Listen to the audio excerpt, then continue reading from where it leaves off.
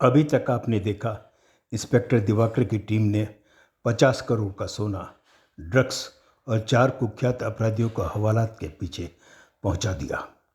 उसी समय green Hunt bank की शाखा में कुछ बदमाश घुस आए, जिन्होंने बैंक स्टाफ और कस्टमर को होस्टेज बना लिया।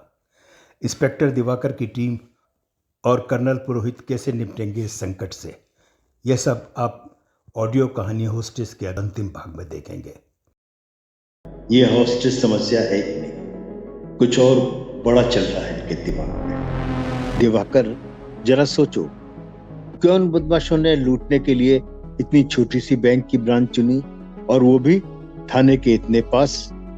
इतनी प्लानिंग करने के बाद इतना खराब चुनाव, और फिर से 2 ही बदमाश पूरे बैंक को लूटने आए, जबकि उस औरत के घर 4-5 लोग ठहरे थे। बाकी के बदमाश कहाँ गए? और इतनी अजीब सी डिमांड, हेल्थ मिनिस्टर की माफी, 1000 के नोट जो सर्कुलेशन में ही नहीं है, और वो सब अजीब सी पहेलियां। इन सब का एक ही मतलब हो सकता है दिवाकर।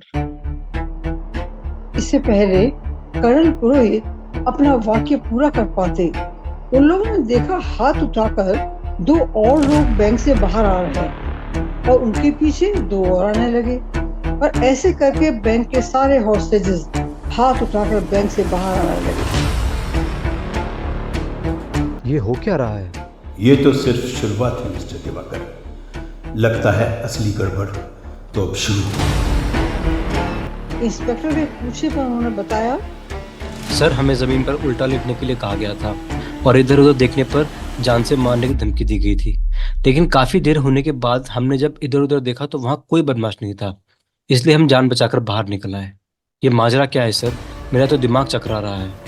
दिवाकर, ये बदमाश सिर्फ हमारा टाइम वेस्ट करना चाहते हैं। असली प्लान कहीं और ही चल रहा है। 5 में से 2 बदमाश यहाँ है, लेकिन बाकी बदमाश कहाँ है? उस प्लान को अंजाम दे रहे हैं।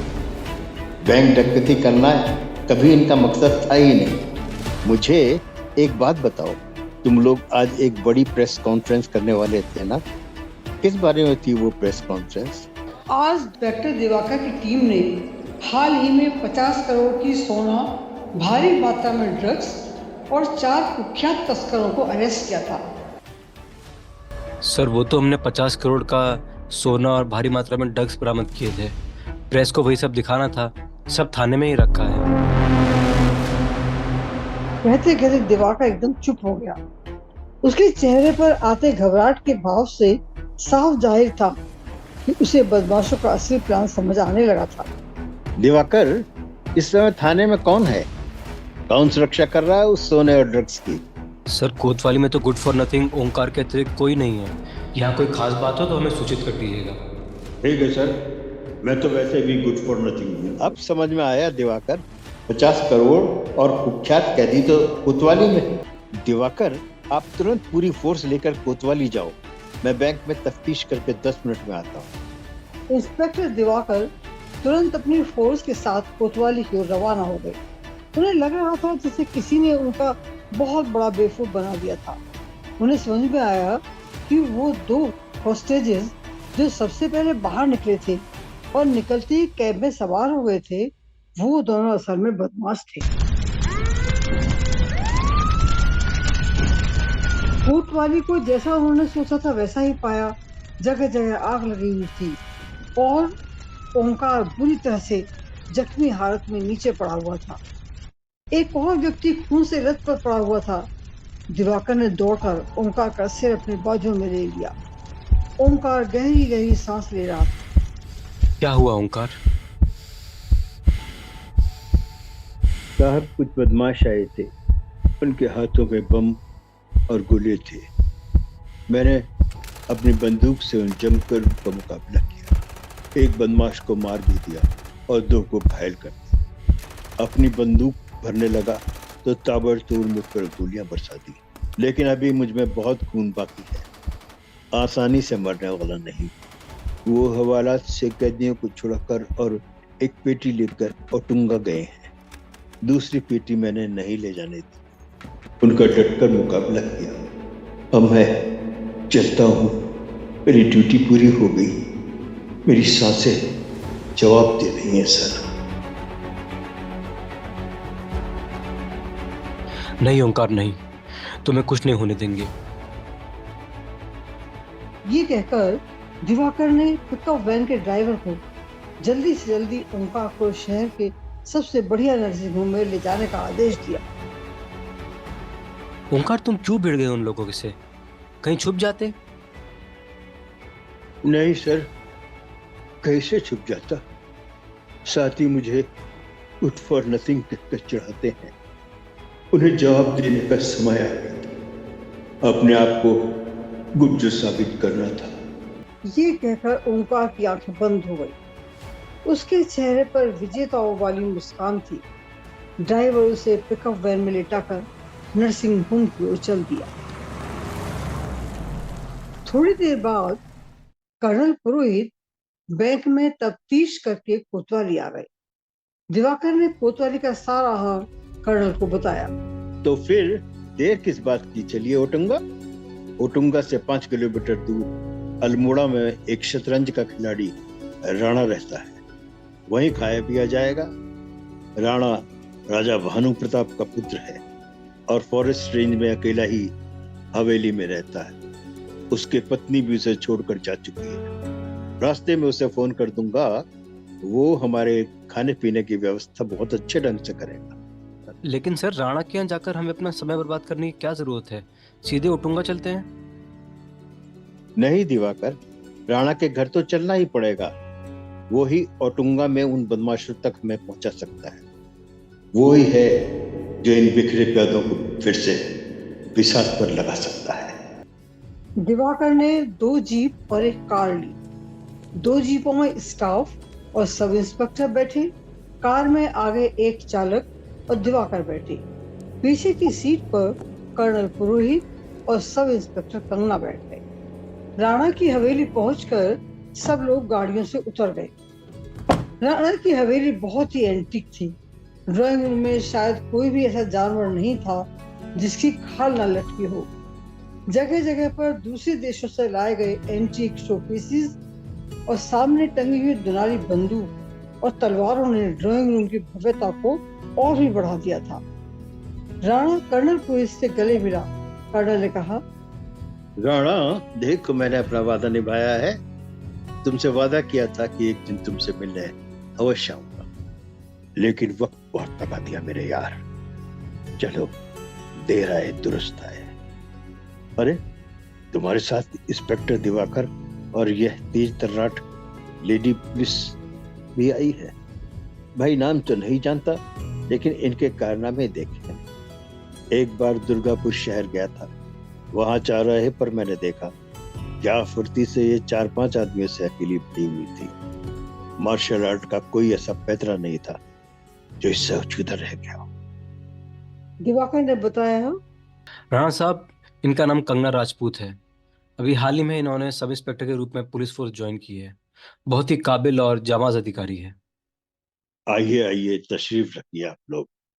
भाई, हमने आप लोग के लिए एक से एक लजीज डिशेज बनवाई हैं, पर यह नहीं कह सकते आप लोग को पसंद आएंगे कि नहीं। कर्नल, मैं अंदाजा लगा सकता हूं कि आप लोग क्यों आए हैं, फिर भी मैं आपसे लोगों से सुनना चाहूंगा। दिवाकर ने संक्षेप में राणा को पूरा किस्सा सुनाया और कहा, क्योंकि आपको इस क्षेत्र की पूरी जानकारी है, इसलिए आपसे जानना चाहते हैं कि कहाँ मिल सकते हैं ये बदमाश, या कहाँ छुपे होंगे वो लोग। सोच कर बताऊंगा वो देशभक्त लोग कहाँ छुपे हो सकते हैं। पहले कुछ खाया पिया जाए और कम से कम एक बाजी शतरंज की कर्नल के साथ हो जाए। क्या कर्नल, हो जाए? यार, शतरंज से मेरा तुमसे क्या मुकाबला। तुम ठहरे चैंपियन। क्या आज तक एक भी बाजी जीती है मैंने तुमसे? क्या पता आज जीत जाओ, क्योंकि शायद आज का दिन मेरा नहीं है। राणा ने नौकरों को आदेश दिए, भोजन की व्यवस्था करो और मेरी सिगरेट का पैकेट लेकर आओ। राणा और कर्नल शतरंज खेलने लगे। नौकरों ने खाना डाइनिंग टेबल पर लगा दिया और राणा को बताया, सर आपके ब्रांड की सिगरेट तो खत्म हो गई। राणा इस पर काफी क्रोधित हो उठा। सिगरेट खत्म हो गई? तुम लोग को मालूम है ना कि मेरी सिगरेट का ब्रांड अल्मोड़ा में कहीं नहीं मिलता। अब मेरी तलब का क्या होगा? कर्नल ने कहा। मत डांटो इन लोगों को, तुम्हारी तलब का मेरे पास समाधान है। ये कहकर कर्नल ने अपनी जेब से डंडे सिगरेट का एक पैकेट निकालकर राणा की ओर बढ़ा दिया। सिगरेट के पैकेट को देखकर राणा चौंक गया। ये तुम्हें कहाँ मिली? याद करो, शायद तुमसे ही कहीं गिर गई हो। खैर छोड़ो, आम खाओ, गुठलियां गिरने से क्या फायदा। काफी देर हो गई, चलो ना भाई, कहीं वाकई आज मेरा दिन ना हो और मैं तुमसे जीत जाऊं। अरे अरे, ये क्या? पहले अपना राजा तो बचाओ, यहाँ घोड़े की ढाई चाल आ रही है। लो, हम अपना राजा यहाँ रख लेते हैं। यहाँ तो कुछ नहीं आ रहा ना? आ तो रहा है राणा साहब, ऊंट की तिरछी चाल। इस खाने में भी नहीं रख सकते राजा को, क्योंकि यहाँ सर्वशक्तिमान वजीर की चपेट में आ जाओगे, यानी कर्नल शह और मात। जी, और वो भी पहली बार, जिंदगी में पहली बार। आज आपका लक आपको फेवर नहीं कर रहा। चलिए कोई बात नहीं, नेक्स्ट टाइम। हाँ भाई, आप सब लोगों ने खाना खा लिया? दिवाकर ने अपनी टीम से पूछा। यस सर, और हम गोल्ड और ड्रग्स के ऑपरेशन के लिए तैयार हैं। कर्नल ने कंगना से कहा। जाओ कंगना, तुम राणा साहब की स्टेट घूम लो, इनकी इस आलीशान हवेली को देख लो। ओके कहकर कंगना एस्टेट देखने चली गई। कुछ देर बाद कंगना वापस लौट कर आई और उसने कर्नल को थम्स अप दिखाया। दिवाकर ने राणा से पूछा। हाँ तो सर बताइए, किस किस जगह उन बदमाशों को तलाश किया जा सकता है? भाई दिवाकर, यहाँ से 8 किलोमीटर दूर एक पुराना खंडहर है, वहीं छुप सकते हैं ये बदमाश। दूसरी कुछ दूरी पर एक झील है, वहां भी बहुत सी झाड़ियां हैं, वहां भी छुपे मिल सकते हैं। कर्नल ने पूछा। क्यों, यहाँ कोई मैखाना नहीं है क्या? वहां भी तो छुपे मिल सकते हैं। नहीं कर्नल, इसकी कोई संभावना नहीं। सोने की पेटी और ड्रग्स लेकर शराब के अड्डे पर जाना मुझे तो नामुमकिन लगता है। ओके, राणा लौटते समय आपसे मिलकर ही जाएंगे। दिवाकर 3 जीप लेकर आए थे और उन्होंने कर्नल से पूछा। कहाँ दबी दी जाए सर? खंडरों में उनकी तलाश करें या झील पर? फिलहाल तो तुम मैखाने की तरफ मोड़ दो गाड़ियों का रुख। ये क्या कह रहे हैं सर? राणा तो कह रहे थे कि वहां रिमोट चांस है बदमाशों के मिलने का। लेकिन इंस्पेक्टर, मेरा इंट्यूशन कह रहा है कि सबसे पहले शराब खाने में ही उनकी तलाशी ली जाए। मैखाने से कुछ ही दूर कर्नल ने सारी गाड़ियां रुकवा दी और सभी को निर्देश दिया। आप लोगों को शांति से बिना बात किए चुपचाप चलना है और पहले खिड़कियों से झांक कर देखो कि अंदर क्या नजारा है। सभी लोग चुपचाप शराब के अड्डे की ओर चल दिए। उन्होंने खिड़की से झांक कर देखा, सभी शराबी नशे में झूम रहे थे। उन्होंने देखा कमरे के बीच में एक मेज के चारों 5 शराबी बैठे शराब पी रहे थे, जिनमें से 3 को इंस्पेक्टर दिवाकर और कंगना ने पहचान लिया। अरे ये तो हवालात से भागे हुए कैदी हैं। दिवाकर ने योजना बनाई। कर्नल साहब, आप मेन गेट पे रहिए और कोई भी इन बदमाशों में से भागने की कोशिश करे तो उसे गोली मार दीजिएगा। मैं इन लोगों को बिल्कुल भी चांस देना नहीं चाहता। सब लोग रिवॉल्वर हाथ में ले लो और एकदम धावा बोल दो। टीम ने बदमाशों को हिलने तक का मौका नहीं दिया और उन्हें चारों तरफ से घेर कर उनकी कनपट्टी पर पिस्टल तान दी। बाहर लाकर दिवाकर ने एक बदमाश के मुंह पर एक जोरदार घूंसा जड़ दिया। बता साले, माल कहाँ है? बदमाश के कहने पर कि उसे नहीं मालूम, दिवाकर ने जमकर उससे कुटाई की। कर्नल ने बीच में रोकते हुए कहा। जाने दो दिवाकर, इसके पास से तुम्हें कुछ नहीं मिलेगा। हवालात में बंद करके इससे पूछना, तब शायद ये अपना मुंह खोल दे। अब ऐसा करो कि इन बदमाशों को सब इंस्पेक्टर रोहित को ले जाने दो, कोतवाली। हमारी टीम के अन्य सदस्य भी इनके साथ चले जाएं। बस एक कार में हम, तुम और कंगना राणा को धन्यवाद देते हुए वापस चलेंगे। जब ये लोग वापस राणा के घर पहुंचे तो आश्चर्य से राणा ने पूछा, क्या हुआ? क्या पकड़ लिया उन लोगों को? जी हाँ, सारे बदमाश पकड़े गए। हम आपको शानदार मेजबानी के लिए धन्यवाद देने के लिए वापस आए हैं। क्या कर्नल, क्या दिवाकर सही कह रहे हैं या आपको? वाक्य पूरा न करके राणा रुक गए और बोले, चलो, इतनी शानदार कामयाबी मिली है, एक एक कप कॉफी तो बनती है। कर्नल और राणा की बातों से इंस्पेक्टर दिवाकर काफी कुछ समझ गए थे। फिर भी कॉफी पी के उन्होंने कर्नल से कहा, सर चला जाए? हाँ, चलेंगे। दिवाकर यहाँ बसने थोड़ी आए हैं, लेकिन क्या तुम अपने साथ माल और इस कांड के असली सरगना को नहीं ले जाना चाहोगे? हाँ हाँ, क्यों नहीं सर। तो ठीक है, कंगना ले आओ माल। और फिर राणा को देखते हुए बोले, आइए चले मिस्टर राणा। तो अपना सूटकेस पहले ही लगा रखा है, लेकिन यह बताओ कर्नल कि तुम मुझ तक पहुंचे कैसे? राणा, बदमाशों का प्लान जैसे ही मुझे समझ आया तो मुझे लगा इतने छोटे मोटे बदमाशों के बस में इतनी ज़बरदस्त प्लानिंग करना तो है नहीं।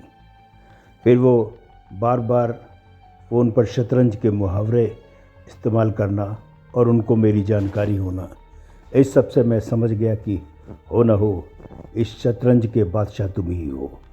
और फिर वो फ़ोन पर हम तुम ही से बात कर रहे थे और आखिर में तुम्हारा सिगरेट के पैकेट जो मुझे बैंक में पड़ा मिला। तुम्हारी आवाज़ और तुम्हारी रिडल पूछने की पुरानी आदत ने मुझे तुम तक पहुंचा दिया। दिवाकर ने कहा, मुझे भी सब कुछ कंगना ने बता दिया था। जब कंगना ने कर्नल को थम्स अप किया था तो रास्ते में मैंने उससे पूछताछ कर ली थी। लेकिन राणा साहब, आप तो राजाओं के परिवार से ताल्लुक़ रखते हैं, आपने ये सब क्यों किया? मिस्टर दिवाकर, ये अपने अपने सोचने का तरीका है। हो सकता है कि जिसे आप गलत समझते हो वो मेरी नज़रों में सही हो, और जिसे आप सही समझते हो सकता है वो मेरी नज़र में गलत हो। मेरे पापा भानु प्रताप सिंह एक नंबर के अय्याश और शराबी थे। राजशाही समाप्त होने के बाद हमें कोई इनकम तो थी नहीं, लेकिन फिर भी पापा ने अपनी गलत आदतें नहीं छोड़ी। हर रात हवेली में नाचने गाने वाली बुलाई जाती, हवेली में रोज़ जश्न होता था। मैं बच्चा था, छुप छुप कर अपने पापा की अय्याशियाँ देखता था। मैं 17-18 साल का था जब पापा मुझे छोड़कर चले गए, और साथ ही छोड़ गए खाली खजाना। कोई काम धंधा तो मुझे आता नहीं था, जल्दी ही खाने के लाले पड़ गए। मैं जंगल के किसी हिरण खरगोश को मारकर लाता और वो ही मेरी भूख मिटाते। सिगरेट को छोड़कर मुझ में कोई गलत आदत नहीं पड़ी। एक रोज़ मैं शिकार कर रहा था, झाड़ियों के पीछे मुझे लगा कोई जानवर है। मैंने गोली चला दी, किसी जानवर की नहीं, एक आदमी के चीखने की आवाज़ आई। वहाँ 4 आदमी थे जो अपनी साथी को गोली लगने के कारण घबरा गए और वहाँ से भाग निकले। मैंने जाकर देखा, वहाँ एक आदमी की टांग में गोली लगने के कारण वो छटपटा रहा था।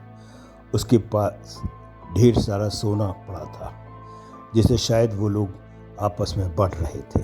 मैं उसको हवेली ले आया, उसकी दवा दारू की और जल्द ही वो ठीक हो गया। उसका नाम शिराज था।